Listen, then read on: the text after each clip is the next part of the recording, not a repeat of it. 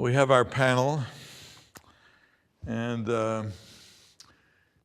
we're open for discussion. I would encourage you to ask questions of the panel, but you may also have things you want to ask about to any of the folks around at the meeting. And so this is sort of a general discussion, I think, of the whole business. If you have other things other than the panel, or a panel can ask each other. So consider this a sort of free-flowing discussion I think, to close the meeting, because this is our last chance. I'd like to thank Rich Heisenberg for first for putting all of this together. Rich, I think it's, from my point of view, it's been a spectacular 2 days. We've learned a lot. Let's give Rich a round of applause.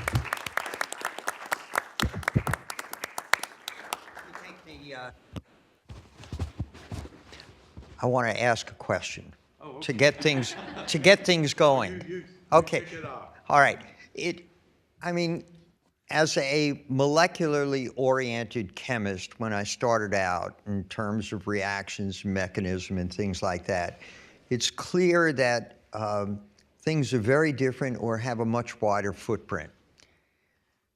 From your perspective, each of you, what do you think would be the best way for training students or for people who are starting their careers to focus, and how to ensure that they have the communication across a wider spectrum that is necessary to be successful, I think?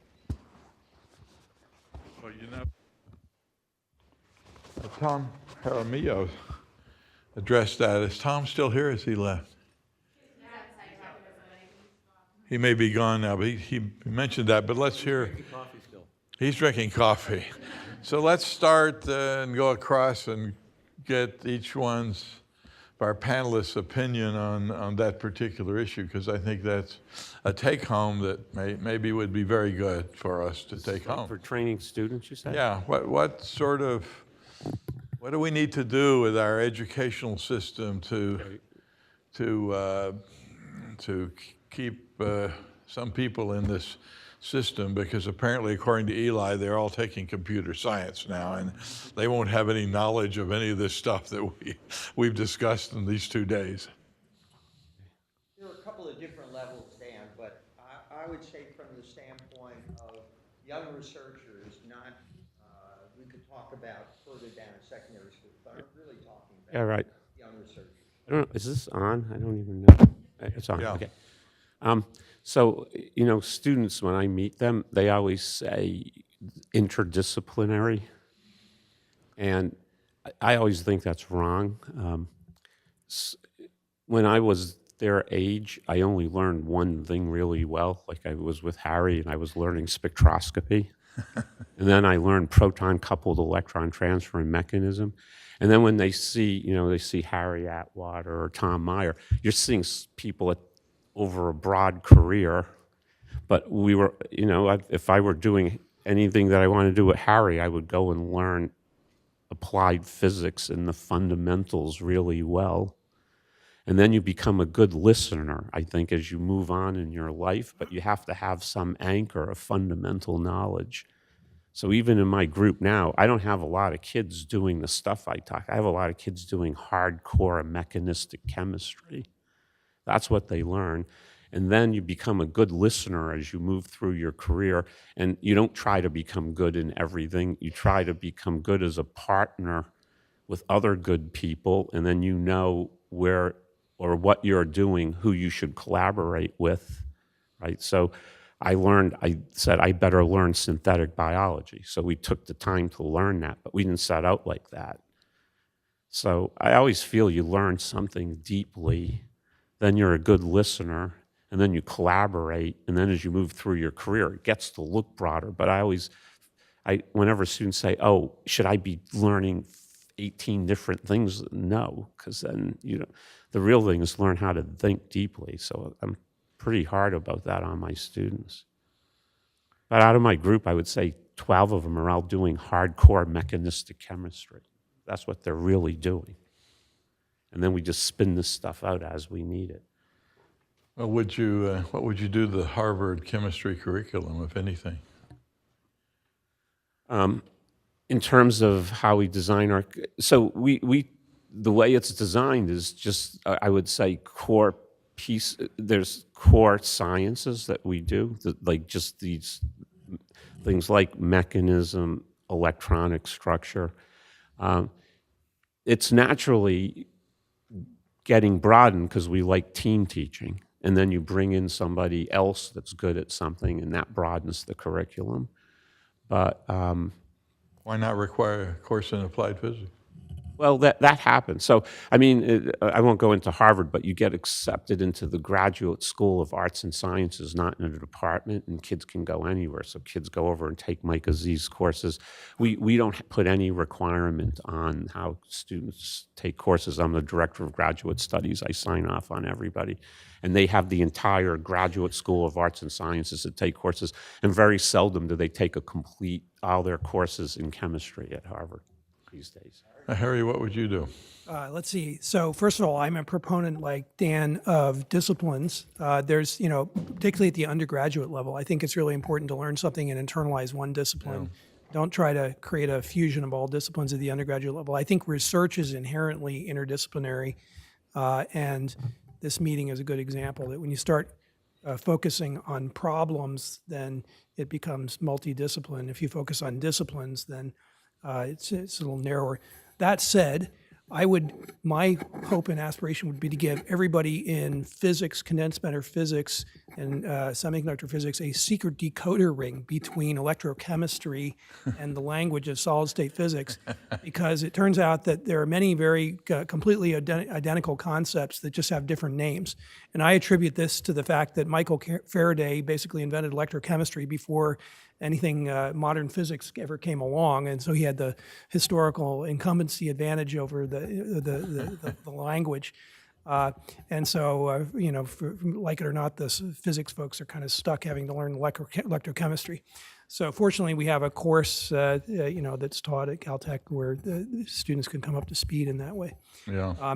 But one thing I was going to also address is we were sort of remarking on how many people are going into IT and software and so forth. Those are great things. I would say my experience is that there is still incredibly strong student interest in sustainability and renewable energy. And the thing that the students are looking for is signals from the world that actually the world cares and is going to, that it will matter. There was a huge, I would say, peak about 3-4 years ago in that, because there was a sense that the investment flows and everything were going into the direction of renewables. And that's maybe plateaued or maybe ebbed a little bit. But I think many people many young people, in my experience, are still very much willing to sign up and invest, essentially as their careers or some substantial fraction of their near future, getting involved in renewable energy. But we have to create opportunities for them. Yeah, I think the kids who decide to do undergraduate research, and many of them have been interested in doing it in renewable energy for obvious reasons, have automatically gotten into other subjects and wandered over and learned more solid-state physics. If they were chemists or if they were physicists, they've learned some electrochemistry, but it was in the context of doing real research.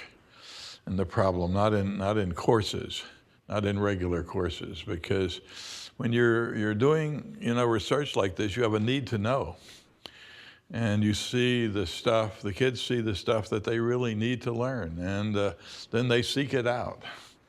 But in a course curriculum format only, you never get this kind of play, I don't think. So that's a very good point, Harry. Tom? Well, I think my answer to this was at the end. Yeah. If you think about training, I think we learned a lot by going through this DOE exercise of creating a center. And if I look at the impact the center had on student performance and what they did, it really dominated their thinking very quickly. And unfortunately, it's an artificial solution because it's a temporary solution. But I would argue the students who got involved in that looked around. They learned how to collaborate immediately because they were doing things together from different places and different times. And it makes me wonder about graduate education broadly and generally, which is where the question came from, in a way. I think, in many places we have faculty who have certain skills. They teach courses, people take courses, and we've, gone through this routine for a long time. But somehow there are elements that came out of that center that I think are quite extraordinary for the impact they've had on students. And I'm not sure quite how to build that in. I mean, you've got, if you're a chemist, you've got X courses you have to take, but somehow getting this sense, a breadth across the discipline out of individual research groups, I'm not sure how you do it broadly and generally, but I think it's a very important issue if you could solve it. Eli? That's a really good question, and I give it a lot of thought with the incoming students. I ask them, well, how old are you? And say, well, I'm 22. And I said, well, medicine is improving. We have new treatments for cancer and so forth. Life expectancies are going up. You're probably going to still be a professional person by the time you're 82. And that means you have to prepare for a 60-year career. And how much are things going to change over those 60 years? Everything's going to change. So how do you prepare yourself if everything's going to change? You learn the basics. Yeah. So I tell them, and I'm in an electrical engineering department, so not all of them want to learn the basics. They have other things they want to do. But the ones who are interested in fundamentals and continuing to be relevant by the time they're 82, then they need to learn the things that will not change. And basic physics and chemistry probably will not change over their careers, and they need to know it, and they can retool that information over and over again. So I don't want to disillusion people, but eventually fields work themselves out of a job. I give an example. When I was at Bell Labs, there was a 30-year period where Bell Labs employed 2,000 people to develop optical communications. And they succeeded, and they kind of worked themselves out of a job. And that'll happen someday to solar energy as well. We will be such big successes, we'll have to go on to something new. So you have to prepare yourself by knowing the basics. Now, with regard to the pressure that many of them want to go into software, sure, that's fine. But I'll tell one little vignette. So one of my students who was given this advice, learn the basics, go there and so forth, and he ended up at a company which is mostly a software company, a virtual reality company called Magic Leap. And he joined the company, and he was very good. He interviewed well, so that when he went for an interview, it was him interviewing the company and not the company interviewing him. And so he was there for a year, and I said, how are they treating you? And he said, oh, they worship me like a god because I'm the only one who understands the physical world. The rest of them are just software people. So that preparation is quite valuable, but you have to be prepared over a long career. You'll do different things. And by the way, Mike Aziz and I would just love if they wanted to go into computer science because they all want to go into investment banking Yeah. at Harvard. Rich, what is your own feeling about this? Well, I don't want to take You ask a question. Usually when you ask a question, you already know the answer. No, I'll get Cecinas next. because we haven't talked about science, but I think this is really some brilliant challenges that you guys have that I'm not sure that my training prepared. And so as we look at So to change the topic a bit, so one of the things that's come up, of course, is CO2 reduction, electrochemical reduction, or some other chemical means of using CO2. And in most cases, when we have that CO2 to do something with it, it's in some concentrated form. Maybe it's coming from a coal-fired combustion plant, a natural gas combustion plant. And oftentimes when we think about converting it into something, not always, but it's easy to think about converting it into a fuel that we're there going to combust, and then it becomes diffuse. So I'm wondering how we make sure we don't fall into that trap of doing a CO2 utilization step that then simply ultimately leads to distributed CO2, that we start off with concentrated CO2 and end up in the distributed CO2 scenario. Well, I can answer. I mean, I've never believed that. I've never understood the argument, well, collect CO2 at a stack, make a fuel, and then burn it. It makes absolutely no sense.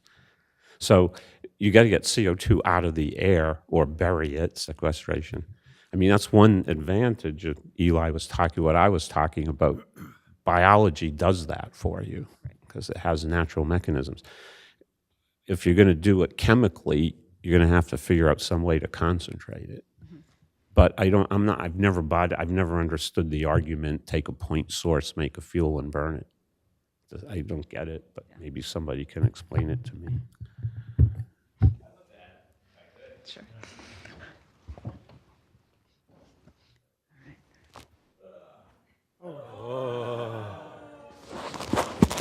Should we try that again? No, that's it. That's it. I have failed you for the last time. No, I was just going to say that I agree with Dan 100%. I mean, it makes no sense to do that. What it does make sense to do that is it's a way, I think, to scale technology. If you need point sources, then that's a way to kind of get something off the ground. But that's definitely not the ultimate solution. I think air capture is the only thing that makes sense. Many challenges in that domain. That's where I had the $30 a ton target. If you have $30 a ton CO2, if you can capture it at that level, then that's a feedstock price that could work. You need cheap electricity, of course, et cetera, and and you need good catalysts. There's nothing, you'd have to be operating kind of the equivalent of, a good hydrogen catalyst or a good oxygen catalyst. It has to be something like that level, but very selective for your product. And I think they're the market entry points, or the things that are not so easily done by conventional chemistry. So, for instance, we're really good at hydrogenating. And by the way, the coupling thing, so Arun showed a great slide that couples things, and Dan showed work like this, right? You use photochemistry to make H2, you feed it into bugs that do X, Y, and Z, or you could couple electrochemistry with photochemistry and biology and thermal heterogeneous catalysis. I showed one slide on thermal heterogeneous catalysis. So I think we need to have all these types of integrated systems ideas in play. One thing that, that the modern chemical industry has not done and figured out is how to make, for instance, higher alcohols selectively with syngas. And so there's this one opportunity where electrochemically it's a lot easier somehow to make ethanol than it is to, say, make methanol. We can make methanol with thermal heterogeneous catalysis from CO2 and CO very well, but not ethanol. And it's the inverse for electrochemistry. So there's some opportunities there. Still, we're far technologically, but I think these are some of the, I view it as kind of entry points, and then scale the technology, make it better, and then ultimately it should be air capture, and ideally also going into maybe some solid products. So if you use CO2, one way is so bury it somehow or another, or make it for a building material. So can we make buildings out of carbon, for instance? And then you can replace some of the concrete and cement that is a massive CO2 emitter. So there's these other schemes. We have to think about doing things in new ways. For another, ammonia for fuel. How about that? So then you can have a point source. You can have a point source or a centralized system or whatever to make your ammonia. Use that as a fuel, and then you can combust it anywhere you want. You can fly an airplane. You can fly from here to Frankfurt on an ammonia jet. And what do you release? N2. And so that's no problem. So there's other ways. So my general fear is that we get so caught up in that step of CO2 to something that we forget the cycle and the whole system that it's That's right. in. And just how do we make sure that we're not promoting that aspect of having the CO2 and everything else? Talk about this a little So bit. let me, I was going to respond to this too, because this is something obviously I've spent quite a bit of time thinking about, nights and weekends and daytimes and so forth. So I think there are a couple of answers to that. One is, Tom, I'll sort of riff off what Tom said, that you're going to be able to make materials, for example, that we can think about where we're going to get the capital to perform this transformation of our energy economy. Largely, the capital is going to have to come from things where we're already spending the capital anyway. One of the big trends in the world is urbanization. So that means we're already going to commit trillions of dollars to building cities. So we have a choice that we can either build cities that end up reflecting the sustainability economy of the 21st and 22nd century, or we can build them like we did in the 20th century, and so that we have, distributed, you have centralized energy sources and that have the same paradigm that we have now. So the other thing is, I think we do not know where the floor for renewable electricity is going to be. I personally think it's going to be well below 1 penny per kilowatt hour. And in that case, you're going to find that electrocatalysis is going to be the cheapest way to do things at scale. If we can develop selective catalytic processes that operate under mild conditions, in other words, near atmospheric pressure, near room temperature, that means that the capital that you need to put into building a plant doesn't have to do things in pressure vessels at several hundred degrees C. You don't spend billions of dollars on much of the infrastructure that now is tied up in a modern, for example, chemical plant. So from my perspective, the thing that's exciting about the science is the possibility to actually do elegant catalytic stuff. So Dan is talking about the elegance of biology, but I think there's an elegance in physical chemistry that we're just beginning to tap into as well. And so if you think about CO2 reduction, there are many products that we'll make. And I think we can all agree in this room that we don't want to simply go take once through use of fuels and turn it into twice through use of fuels without something else. That said, I think we need more creative ideas on capture. So Dan had talked about that. Eli talked about it. There's sort of bookends on what we now know. We know that ethanol amines, at least as they exist in their present form, aren't scalable, and they're for various reasons you wouldn't want to scale them anyway. But we have a real deficit of ideas there, and I think if we can bring that together, then we can really think about making good on the idea of closing that cycle that you're worried about.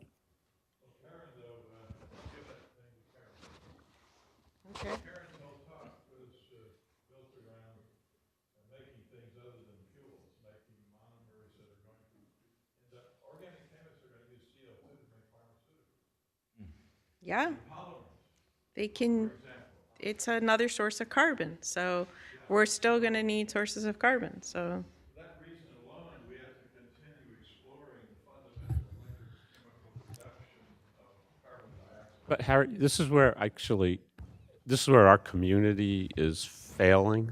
This is where our community is failing.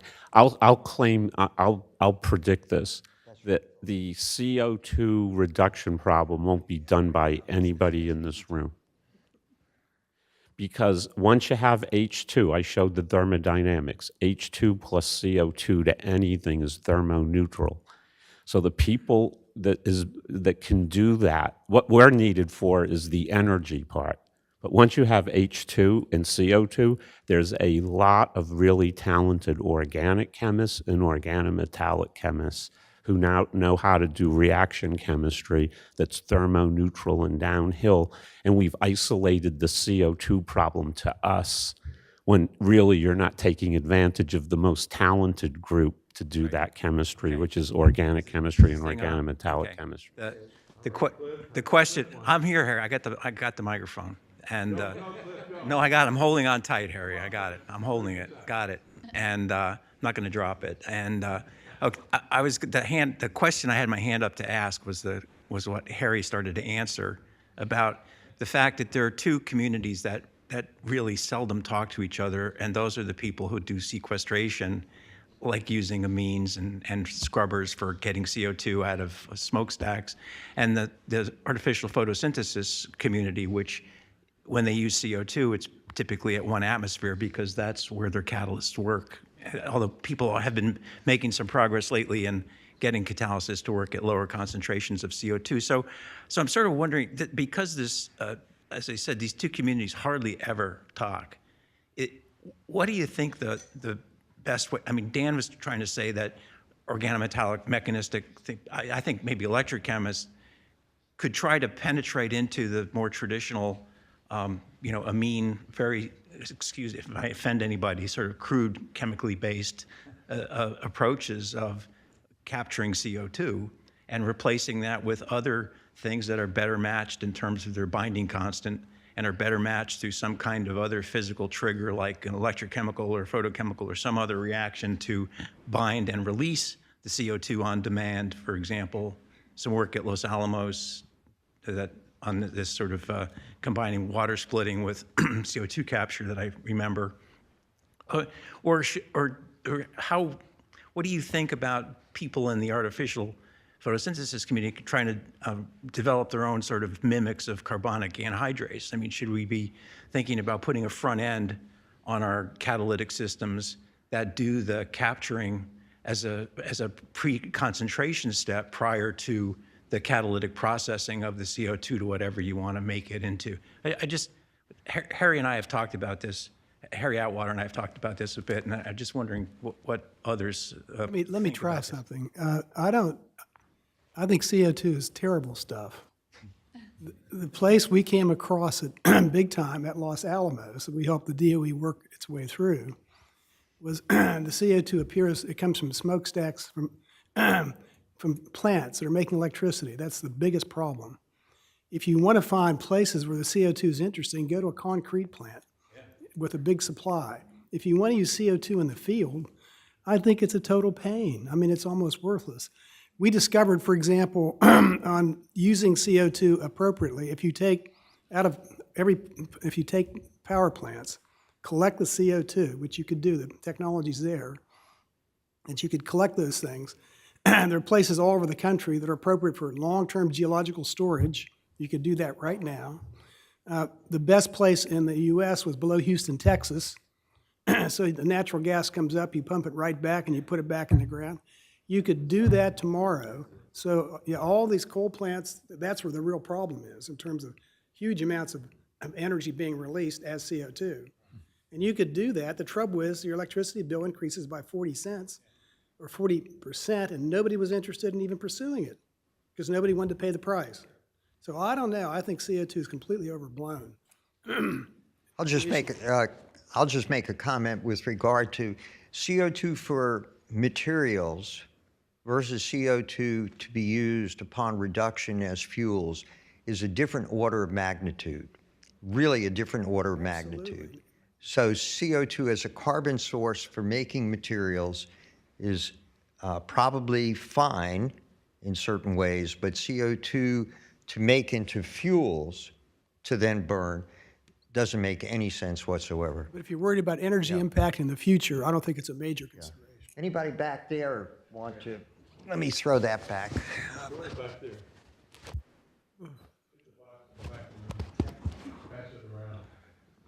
there.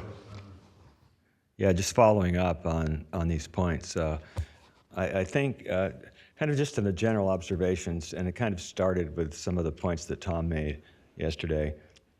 I think our community has tended to focus both experimentally and computationally on basically catalyst design and then later optimizing stability under realistic conditions. But what strikes me, and this came out in one of your points, Tom, and that is on the reduction side, there's this issue of CO2 inhibition effectively, particularly of heterogeneous catalysts at low temperature, like chelating, whatever. And you proposed, I thought, a very innovative way and an evident way to deal with that. That is, if you're using phosphide, you simply use something with lattice parameters where you cannot bind in a thermodynamically, thanks Eli, in a thermodynamically overwhelming way. And so I think one of the issues, I think, in a lot of heterogeneous photo-driven catalysis is, which I don't think the community's dealt with a lot, is the inhibition by products. And that's not generally a problem in industry, most industry, including petrochemical industry, because things are done at high temperature, so the activation energy, whatever, it's not there and you're fine. In other words, you could desorb any bound product. But it gets much more interesting on the issues that we've been addressing here in multiple talks. And I'm curious what people think about that. So as a community, we focused on catalyst design for speed, selectivity, and then more recently stability, obviously. And but product inhibition has not really been on a radar screen. I don't think it's an issue with water oxidation because the intermediates will tear up organic structure and they'll they'll assist probably photoinduced anodic corrosion, but they're not a problem in terms of inhibition. But I'm wondering what you guys think, and also Tom, about some of the many potentials we might do it under ambient conditions with CO2, and getting around that problem. And it impacts, a number of points that. We can try it. Are we Okay, trying this to Tom? yeah, or Karen. So. Oh, okay. Okay. All right. So I can try this long throw again. All right. So this is going to Karen. All right. You can redeem yourself. I guess I want to go back to this issue of is it really, if you were to take the methanol to a fuel, if you were to take CO2 and make it into methanol and use it as a fuel, if you're recycling it back, then is it really a bad thing? A bad thing. This is George Ola's methanol economy, right?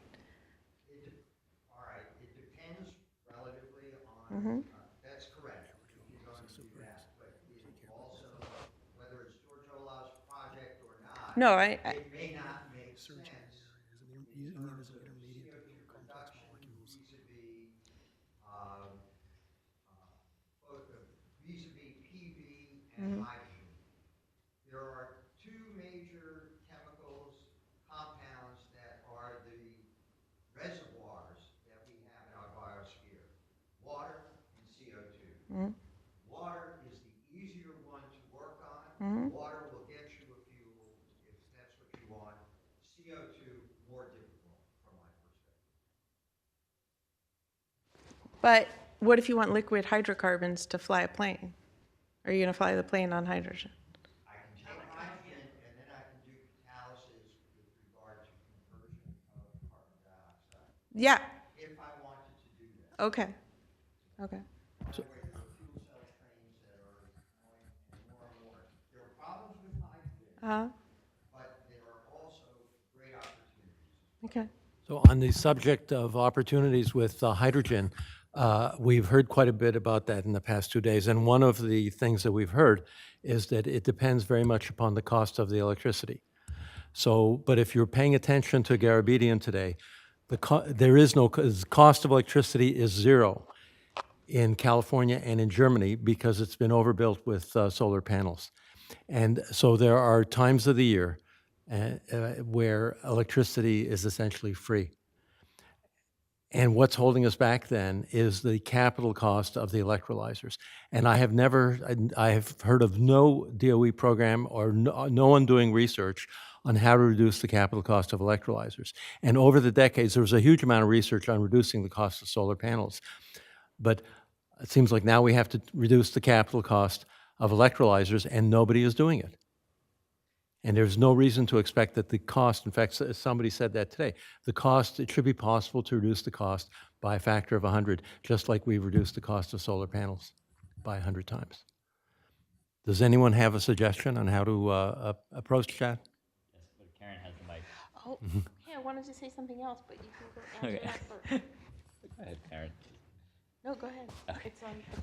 Okay. All right. Yeah. So to address, let me just see if I can touch base on a couple of topics. I want to get back to your question too, Craig. But yes, lots of people are doing research on lowering the cost of electrolyzers. That's actually what every company is investing big time in, and DOE is investing in this as well. EERE. It's with the PEM electrolysis. So right now, alkaline electrolysis is the cheaper today, but the future looks more like PEM electrolysis is going to be the way to go. And there's lots of challenges there, but they're working on it. A lot of it is manufacturing.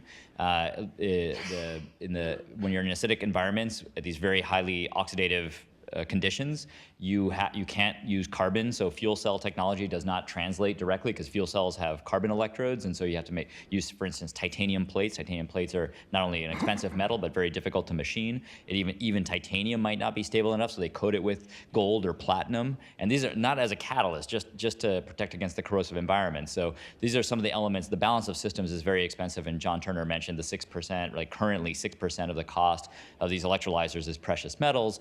but they're never going to be deployed at very large scales if the balance of systems remain that expensive. So there's a lot of research to try to improve the manufacturing and the material side, and if you can shrink that to a reasonable level, then the cost of the catalyst is now 20%, let's say, in the future trajectories. And so, but to reduce the price, there's lots of things. You can't just, there's not one lever. There's like 1,000 levers, and all of them need to be improved. There are people working on it. Another element is increasing the throughput, so mass transport. So if you can, the more amps you can push through per square centimeter, then that means the more product you can get per size of the box. And I thus, just want to say everything you said has its analogies with solar cells. absolutely, So absolutely. For example, you're worried about the IR drop associated with transport. You got it. And when you design a solar panel, you have to worry about the series resistance. Same idea. So we're agreeing that this is a very important area to reduce the capital cost. I'm letting you know that there is a trajectory. I'm also implicitly agreeing that there's much more work that needs to be done in this area, and there's other designs out there. So the MEA is a wonderful design that was borrowed from fuel cells half a century ago. And the question is, could we come up with better designs altogether, knowing what we know now? Now, why are the alkaline fuel cells less highly regarded? Because it seems like it's simpler and it's older and it's more established. I wouldn't say they're less highly regarded. It's a great technology that's been deployed at a massive scale, and it works. The question is, which technology do you think you have bigger levers to move in terms of reducing costs to where they need to be to get scales of hydrogen being used for, going from the 65 billion kilos that we use today to get to 650 billion kilos, which we could very well be using in the future if, hydrogen either used directly as a fuel or used as a reagent, as Dan was pointing out, whether you're feeding that to a biological system or feeding into a thermal heterogeneous catalysis system or whatever it is. So capital cost is, there is work being done, but much more needs to be done. And on that note, let me just address really quickly Craig's comment about these product inhibition, and I think that's a great question that has been addressed in a lot of reactions. Coke formation, for instance. Anytime you're dealing with CO2 and you're trying to reduce CO2, a lot of catalysts will coke up, and so sometimes the reaction conditions you choose are to get rid of the coke. Otherwise, obviously you're burying your catalyst, and this definitely happens in the thermal heterogeneous case. And I suspect it can happen as well, and we have some evidence that it might happen on, say, copper surfaces, even at STP. And so anytime you're making CC bonds, then you're at risk. So that's definitely a question that needs to be figured out, and also impurities in the stream and the impacts there. Because so John Turner also mentioned that the alkaline systems, for instance, are more resilient with respect to impurities and the quality of the water. And so the PEM systems are much more suspect to that. And so what is it? What contamination is killing it? And how do you deal with that? How do you develop a system that's more robust with respect to the stream that's coming in? And so these are all really great research questions that are tough to start addressing if you don't have any good catalysts that are doing what you want them to do in the first place. But we do have some options now. And now that we have some options and system designs, et cetera, and now membranes, we can start asking these questions and need to start asking these questions, or need to continue asking these questions. Oh, okay. Well, this is not too dangerous a pass here. Just a couple of points on some of the things that have been said. I think I would suggest we would do well to be careful to not let the perfect be the enemy of the good. And so going back to your point about, we start off with CO2, we make fuel, and then we burn it and we get fuel. As the experience with biofuels has shown, actually getting a cycle to be carbon neutral or close to it is not a simple thing and not to be taken for granted. But at the same time, the idea that because it's only carbon neutral and not carbon negative, it doesn't really, it's not really worth doing, I really think we should get away from. Maybe that's not what anyone meant to imply. I would point out that if you make photoelectric vehicles and you charge a battery and you drive on that, you're not carbon negative either, and everybody seems to think that's a pretty good idea. So carbon neutral is still a really good goal. We also need carbon negative technologies. They may not be one and the same. And the other point I wanted to make is sometimes when I hear about all the excess intermittent electricity we're going to have and all the things we're going to do, it gets very close to having plants that, for their economics, would very likely have to operate continuously. But the economics are based on intermittent electricity that might only be available 10 or 20% of the time. That's not going to work. It's sort of like the folk song, there's a hole in the bucket, you know, that you still need a battery or some way to make it be able to run continuously. So let's just stay away from that one as well. Let me mention that solar panels have the same problem. We install them for 24 hours, but the average daily cycle of light is only 6 hours. So we've fought that battle, and we managed to make it work. So if I could just respond, I was not concerned about carbon neutral. I love carbon neutral. I was concerned about the twice use. So I think Harry understood my concern there, is that if we just use the carbon twice and then have it out in the atmosphere.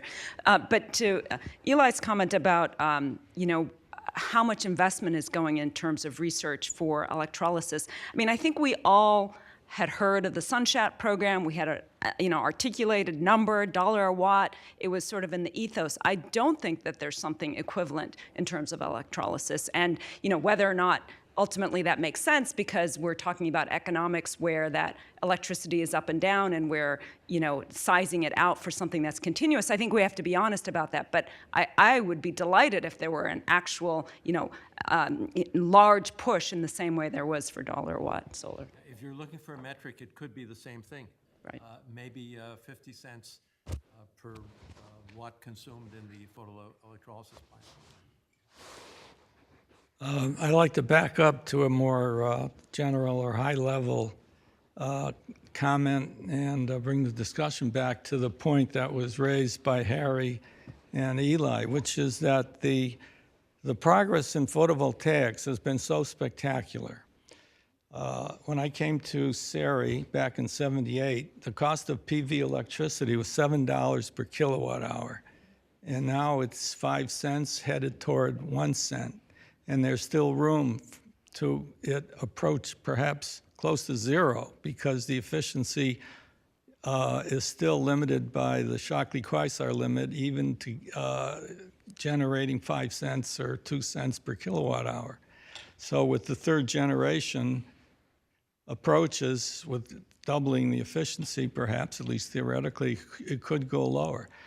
So my point is that this progress has resulted in the very efficient and very low-cost separation of electron-hole pairs by sunlight. And for photovoltaics, those separated charges are used to produce electric power. But for solar fuels, all is required. I mean, it's a huge task, because there's been very little progress over 40 years in commercializing this next step to make solar fuels, which is 2/3 of the energy consumed globally, to separate those electrons in hole pairs and do electrochemistry to redox electrochemistry to make fuel. And it seems that's where the arguments and the conflicts have arisen, and it's been displayed at this conference by many different approaches to the use of separated electron hole pairs, say from PV, which is the most efficient way to do it. So some of the approaches, I think, that Nocera talked about, it mentioned buried junctions, for instance, which uses the high-efficiency, low-cost photovoltaic effect to generate the carriers, which subsequently can be passed on to, in a buried junction, for instance, into a structure where you don't have to worry about photocorrosion, you don't have to worry about flat band potentials aligning, you don't have to worry about a lot of things. All you know is that you got a black box in this structure that generates enough voltage and enough current to split water, say, or perhaps reduce CO2. So the big general question, and this is something I think that Chris from BES would be interested in, is how can the community get together to come to some consensus on how to move from high efficiency and low-cost photovoltaics to the next step to make solar fuels from these low-cost separated electron hole pairs with a significant potential. So that would be my question, and I think Chris would, maybe he wants to make a comment. Well, that's one approach, but that requires, the electrolyzer has been shown, at least in the past, to not be competitive with direct photo conversion, where you have, say, photoelectrochemical interface, so the junction is between a semiconductor and an electrolyte, as opposed to a buried junction where the photovoltaic effect is generated between in a PN junction or in a system like Tom Meyer's developing in a sensitized PV system. You can still encapsulate that and protect those photoactive molecules and separate the charge and do the electrochemistry to make fuel in that system. There's many ways to generate separated electron hole pairs, but PN junctions currently seem to be the cheapest and most efficient way to do it. So I would think that there should be an effort among the community to come up with a consensus about what's the best next step to use those electrons and holes to generate fuel. And the separated electrolyzer has been, as I said, in the past didn't make it in terms of economic analysis. So there's better ways to do it. So what happens, broadly spoken, what happens energy storage-wise? I mean, what you're suggesting is you need ways to store vast amounts of energy. And the sun goes down, what happens next in a perfect world? And that's really what you're talking about. You're trying to find a way to sort of create something that you can make chemically and use on demand. And what happens if you don't have that answer, or if that answer isn't one that we actually resolve? Well, you need liquid and gaseous fuels. I don't think there's any argument about that. True. So, and that can be done with redox chemistry, electrochemistry. So what's the best way to do it? You almost have to face up to it, is what you're saying. No, I'm saying there should be after a discussion, there should be an agreement among all the scientists and engineers who are working on this solar fuels problem to come to an agreement on what's the best way to use photovoltaic effects. So Art, I'm not sure that having consensus in the community is necessary to accelerate progress. And I think the great example of that is the one you mentioned, the PV technology. There are many ways to get to high efficiency for photovoltaics. And by the way, most of the high efficiency photovoltaic devices don't use PN junctions now. They use carrier selective contacts that are heterojunctions. They block one carrier and they are band aligned with another carrier. That's true actually in the highest efficiency silicon solar cells right now. They're still solid state junctions though. Okay, they're solid state. But the point is that there's from the sort of science or the engineering point of view, there's a whole continuum between monolithically integrated photoelectrochemical cells where you have a liquid semiconductor junction to liquid to semiconductor junction, which produces the photovoltage, versus an internal voltage. And I regard that as being sort of a spiritual question, whether one is better than the other. I think the question is, at the end of the day, which one ends up working in developing an efficient device. And the same thing was true for photovoltaics. Then the technology will eventually sort itself out. But I think having a diversity of science advances along different directions is a good thing, right?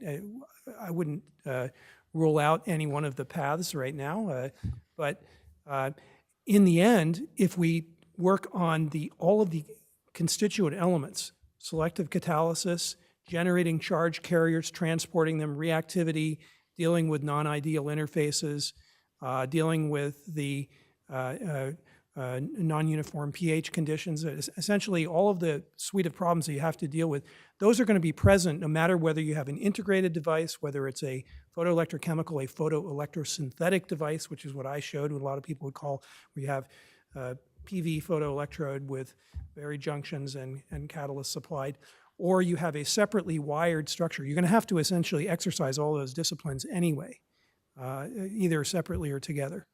Either way, so I think it's not. To me, it seems sort of like a false dichotomy to say that we should work on one versus the other. We have to all come to consensus.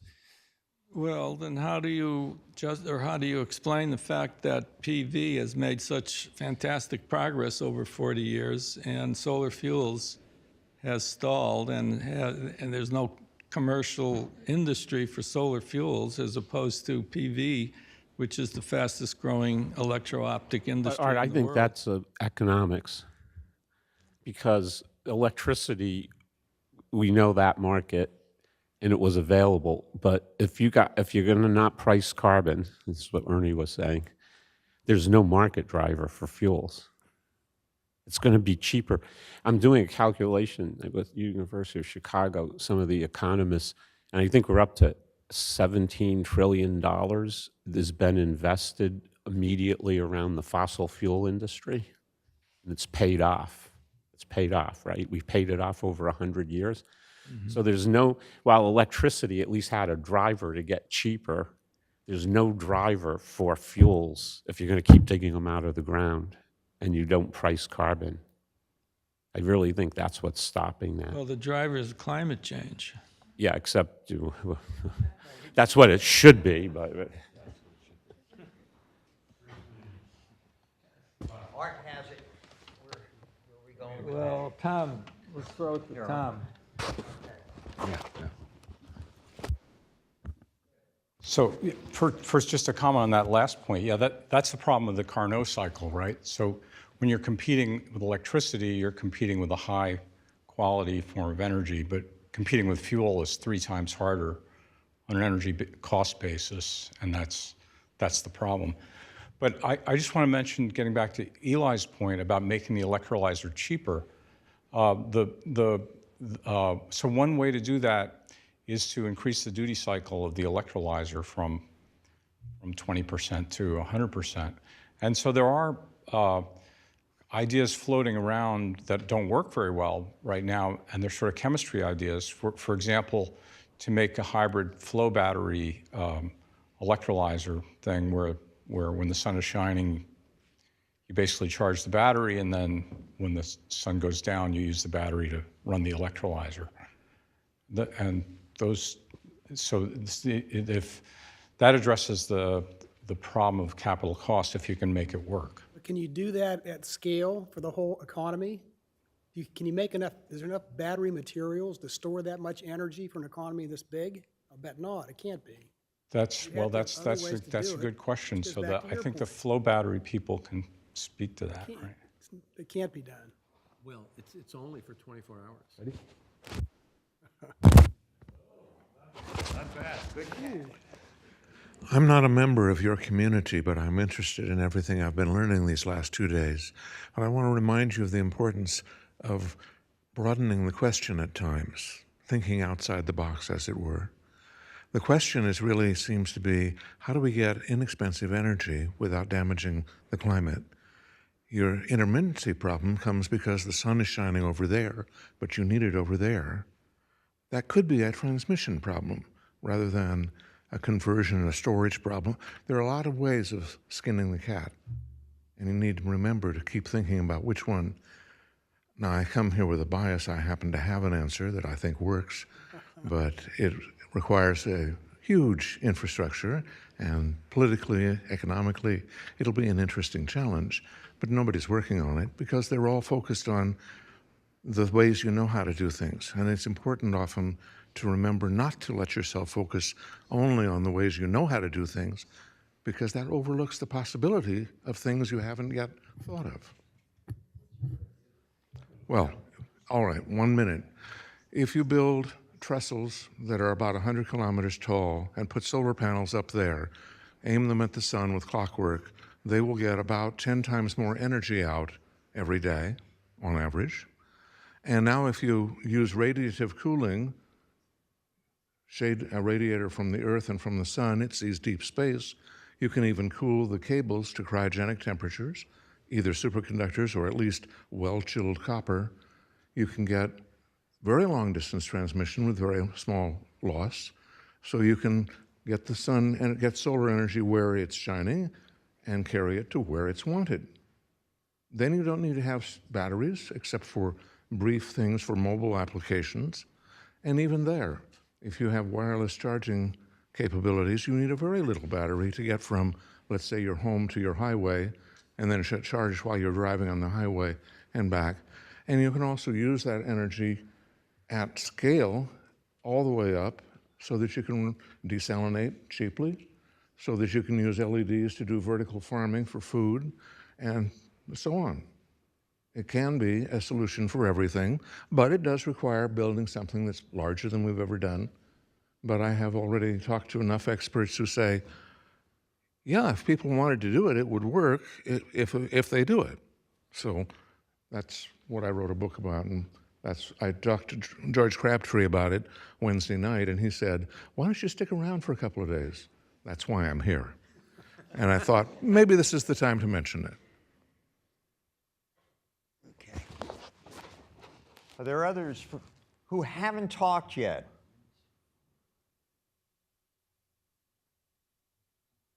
Really? Okay. Louise. Okay.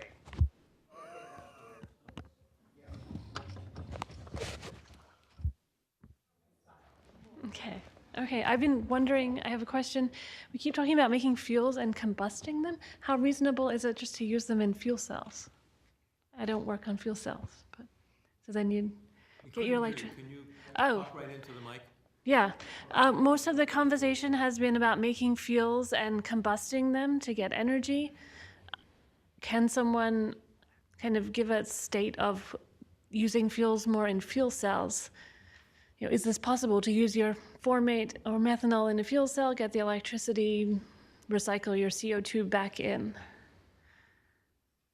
So I think the answer to that question depends on the application you have in mind.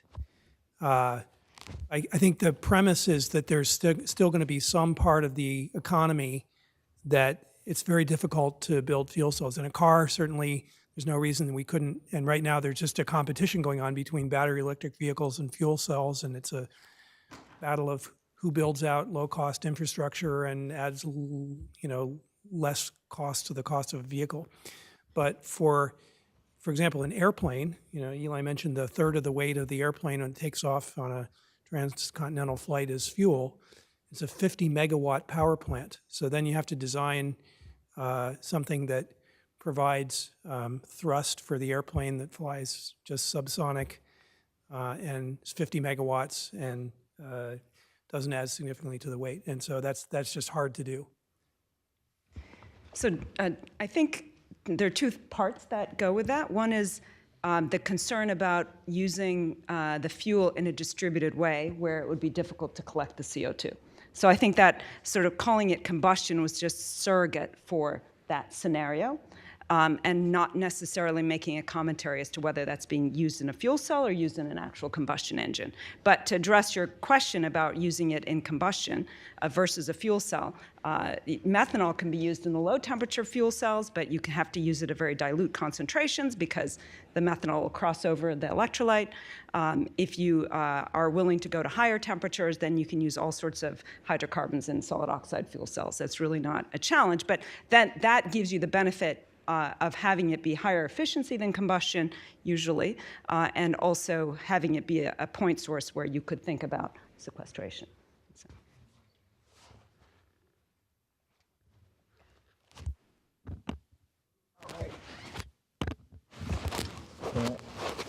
I want to come back to the discussion that Eli had briefly with Tom about the alkaline electrolyzer versus the acid one.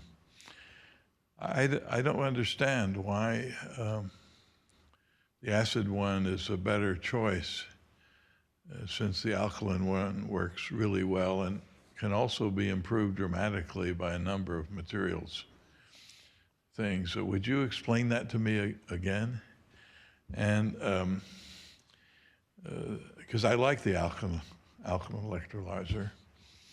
It really works well, and we have so many better systems to, catalyst systems to use in that system than we do in the acidic one. As you know, John pointed out, we only have iridium oxide, and it's not the cost of the iridium oxide. He pointed out that we could deal with the platinum on the other side because very small amounts, but iridium is very, very scarce. It's not the cost right now, but if you think ahead 50 or 100 years, we'll simply run out of iridium. And so what is your answer to that? Actually, if I could just amplify the question, I think you've told us twice that the alkaline cells are overshadowed by the acid cells, but you never really told us why. Yeah, we're passing it back to him, aren't we, Eli? Yes. Eli and I are not happy.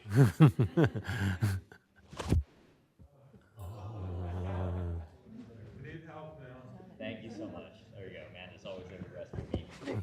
Thank you so much. Clearly, I could use a drink. So great question. So absolutely. So maybe let me zoom out for one moment here. There are three types of electrolysis technologies for water splitting. Okay, there's the number one that's most installed today, and that is your conventional alkaline electrolyzer. Then you've got the PEM, which is based on a membrane electrode assembly design that came from the fuel cell community. And I'll talk about the advantages there in a second. And then there's the alkaline membrane version, which is the kind of analog to the PEM version, but it is using an alkaline membrane. And so that's the third technology. And so really that third technology would be, in principle, the best of all worlds, if we could get there, because then you don't need precious metal catalysts, and it's got a membrane. And the nice thing about the membrane-based systems is they can achieve way higher mass transport, the gas diffusion electrode design. So instead of 600 to 800 milliamps per square centimeter, we're talking 6 amps per square centimeter, right? So John was showing that data, and he told me offline that in fact that cell went to 22 amps per square centimeter. And so I think is that just because of the series resistance? No, that's a molecular transport resistance. Well, same thing, I think. So, but there's also an ohmic resistance that's part of this too. So, okay. So the point is that if you can crank more product through, I mean, we're talking an order of magnitude higher flux of hydrogen through, then for a box that's this size, you can get 10 times the product out, and thus, if this costs the same price, you know, you're paying per kilogram when you're manufacturing anything to some extent, so you get more bang for your buck. And then now, of course, you have to pay extra cost in electricity. It's less efficient of an electrolyzer. So if you're paying 8 cents a kilowatt hour, the economics, you get really crushed by that. But if you're down in this 1 cent a kilowatt hour world, it's worth maybe paying an extra 300 millivolts to get 10 times as much, or 100 millivolts to get 10 times as much. So the PEM systems offer much higher throughput from a molecular perspective compared to the conventional alkaline. It also allows you to pressurize the system. The alkaline systems don't really have, because they don't have a membrane design, they have a separator. Then if you can't overpressurize it, and the Nernstian shift, it's this is an exponential function. In Nernstian, you pay your 59 millivolts per decade. Of pressurization. So if you want to pressurize by an order of magnitude on both sides, it's 59 millivolts, which is minimal to get at 10 bar or 100 bar pressure. And so membrane designs allow you to get much higher pressures as well. So you don't need a compressor, which is another advantage. And then there's the cyclability, where these things can track loads very, very well. You can ramp them up, you can shut them off, you can let them sit overnight if the sun's not shining. So these are some of the advantages of the PEM, and which is why people feel that this has more legs of a technology. Now, the alkaline version of what I just described is totally feasible. Currently, we do not have a commercial membrane that works as well as the Nafion membrane. The Nafion membrane, what makes it really special is that it's stable and it can do the ion transport to keep up with the fluxes that we're talking about. And there's no analog currently on the alkaline side, though there's been much progress in that space.